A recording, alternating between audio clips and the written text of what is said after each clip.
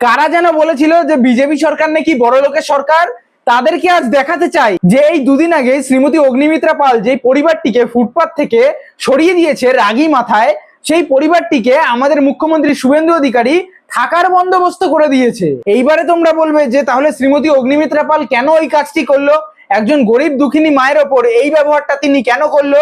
আচ্ছা, তোমাদেরকে একটা কথা বলে দিতে চাই যে ফুটপাতটা কোনো থাকার জায়গা নয় তো নয়, সেটা যেই থাকুক না কেন।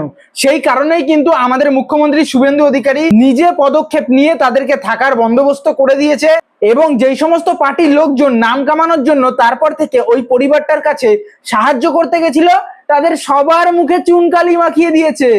আপনাকে শত কোটি প্রণাম মুখ্যমন্ত্রী শুভেন্দু অধিকারী মহাশয়, শত কোটি প্রণাম। যাই হোক বন্ধুরা, তোমরা আমার কথায় হয়তো বিশ্বাস করবে না, তাই তোমাদেরকে রিয়েল ভিডিও ফুটেজটা একটু দেখিয়ে দিতে চাইছি, দেখে নাও।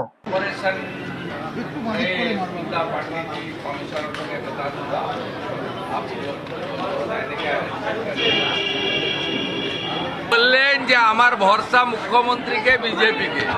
আমি বললাম আমি কর্পোরেশনকে বলে দেবো, আপনার থাকার ব্যবস্থা হয়ে যাবে। রাস্তাতে থাকবেন না, রাস্তা তো ফুটপাত মানুষের জন্য, আপনার থাকার ব্যবস্থা আমরা করব।